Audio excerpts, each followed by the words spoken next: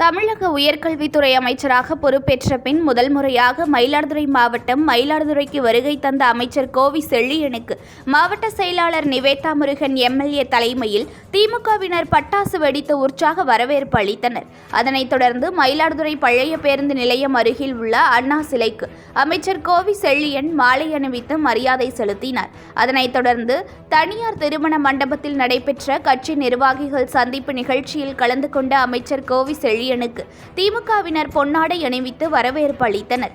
இதில் MP Sudha, Congress MLA ராஜகுமார், முன்னாள் எம்எல்ஏக்கள் மற்றும் மாவட்ட, ஒன்றிய, நகர செயலாளர்கள், நிர்வாகிகள் பலர் உடனிருந்தனர்.